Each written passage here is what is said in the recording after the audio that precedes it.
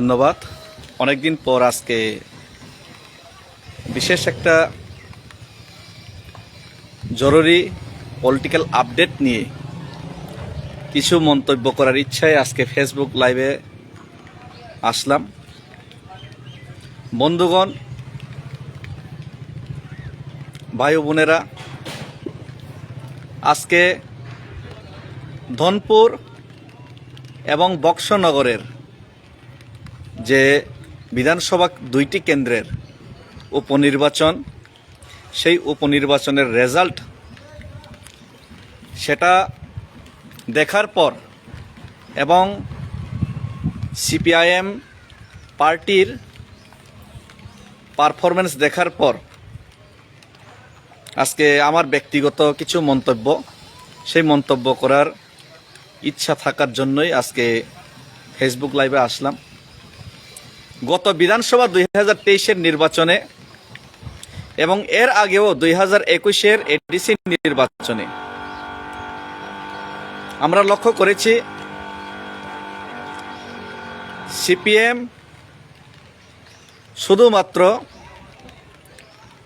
একটি বুট কাটুয়া পার্টি, বুট কেটে অন্য আরেকটি দলকে জয়যুক্ত করার যে কাজ, শুধুমাত্র সেই কাজটাই করতে দেখা যায়।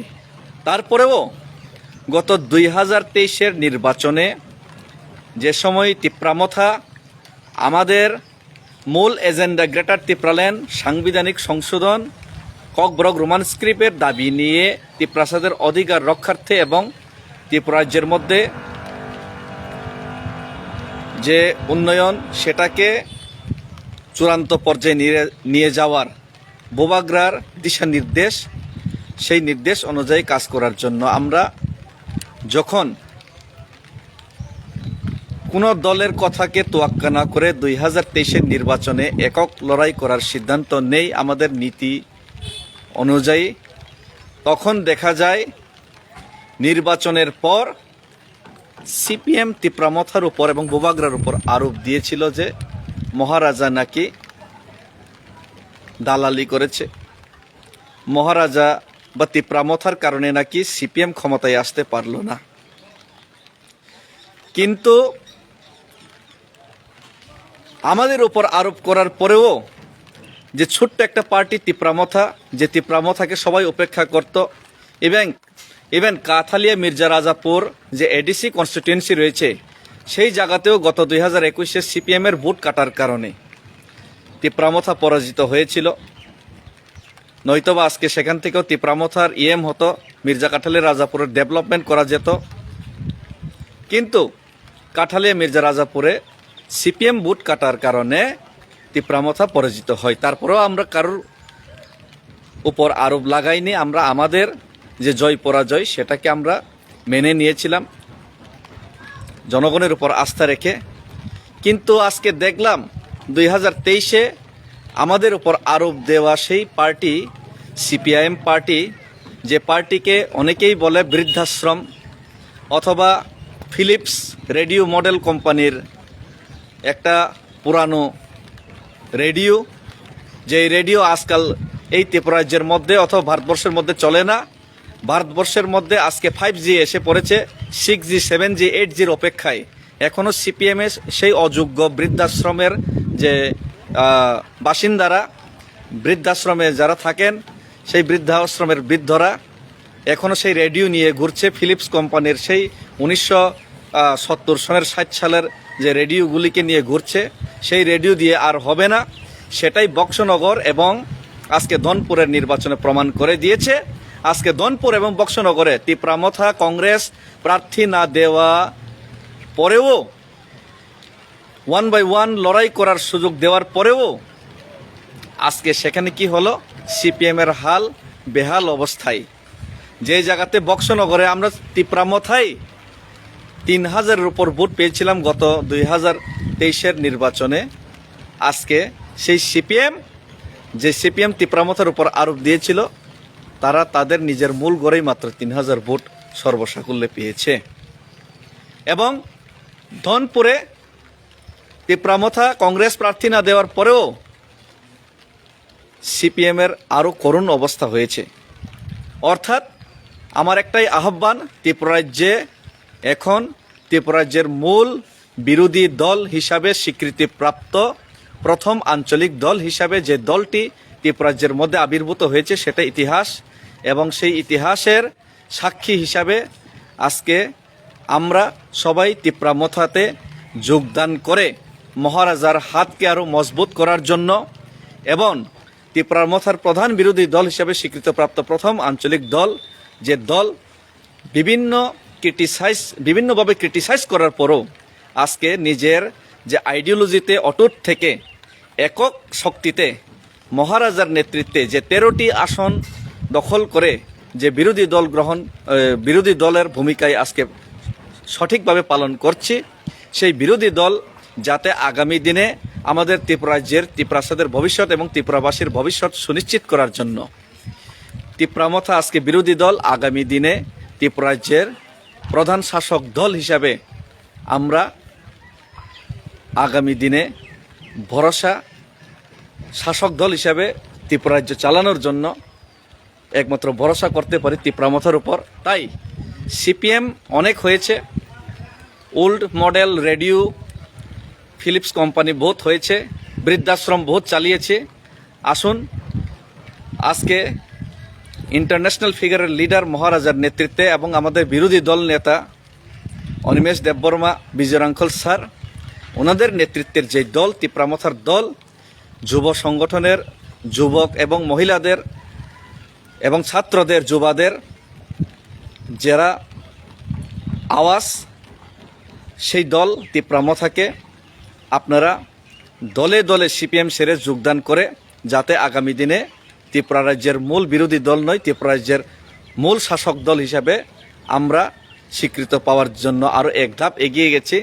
সেই ধাপে সেই ইতিহাস তৈরি করার জন্য আপনারা দলে দলে সামিল হওয়ার জন্য সিপিএম সেরে এবং বিভিন্ন অযোগ্য আলতু ফালতু দলগুলিকে ছেড়ে ত্রিপুরা মথাতে মহারাজের উপর আস্থা রাখার জন্য সবার উপর আজকে আমি অনুরোধ করছি।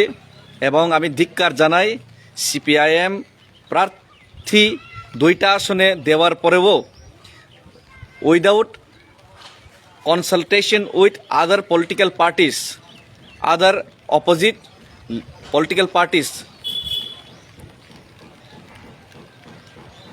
যে 2টা প্রার্থী দিয়েছে সেখানে তারা যেভাবে সারেন্ডার করেছে বিজেপির কাছে, সেটা দেখে মনে হয়েছে অস্ট্রেলিয়া এবং বাংলাদেশ টিমের ক্রিকেট ম্যাচ, সেটার মতোই আমার অনুভূতি হয়েছে। সুতরাং আমি বলতে চাই যে শক্ত দল, যারা শক্ত প্রতিরোধ করতে পারে, সেই দলের উপর আস্থা রাখা উচিত ছিল। সিপিএম যে পাকনামি করে যে 2টা সিটে প্রার্থী দিয়েছিল উইদাউট আলোচনা করেই, সেটার আজকে ওরা ফল পেয়েছে। তারপরেও আমরা ত্রিপুরা মথা ইন্ডিয়া অ্যালায়েন্সের আমরা কোনো ভাগিদারি না হওয়া সত্ত্বেও আমরা আজকে সেখানে প্রার্থী দেইনি। তারপরেও সিপিএমের এই রেজাল্ট, এর থেকে বোঝা যায় সিপিএমের অবস্থা কি হাল, তাদের ভবিষ্যৎ কি। সুতরাং আজকে আমরা এটাই বলতে চাই, ত্রিপুরা রাজ্যের মধ্যে যদি কোনো দল থেকে থাকে যে দল মুখ্য বিরোধী দল হিসেবে বিরোধীর ভূমিকা পালন করতে পারে, সেই দল হলো ত্রিপুরা মথা। এবং যে বিরোধী দলের ভূমিকা স্বতঃস্ফূর্তভাবে পালন করতে পারবে, প্রতিরোধ করার ক্ষমতা রাখবে, সেই দলই আগামীতে ত্রিপুরা রাজ্যের মধ্যে একক সংখ্যা গরিষ্ঠ নিয়ে ত্রিপুরা রাজ্যের মধ্যে শাসক দল হিসাবেও ক্ষমতায় বসার সাহস রাখবে এবং ক্ষমতায় বসার অকাত দেখাতে পারে।